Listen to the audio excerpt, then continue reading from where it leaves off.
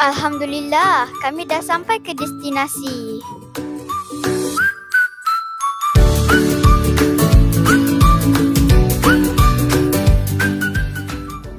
Tahu tak kami sedang berada di mana? Di SSTP, Jabatan Pendidikan Negeri Perak.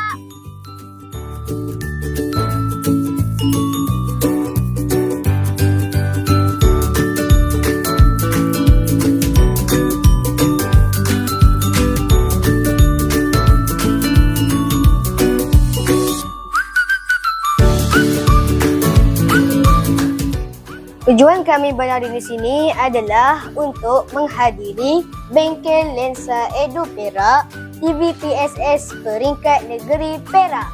Yeay! Inilah kru TVPSS SKD Lasal Kampar.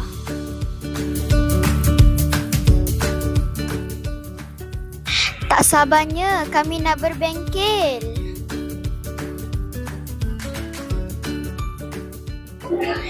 Inilah penceramah kami, Encik Hasri bin Abu.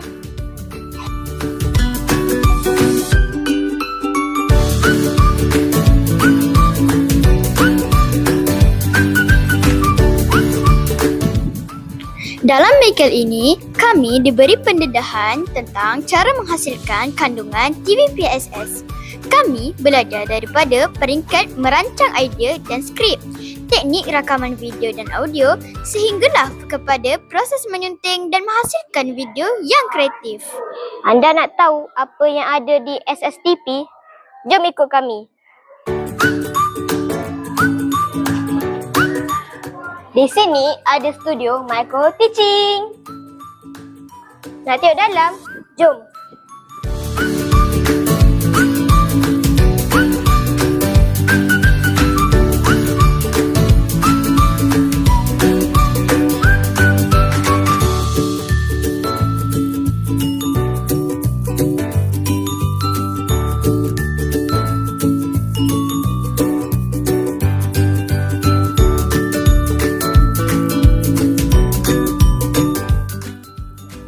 Di sini terdapat kemudahan seperti green screen dan ruang rakaman podcast.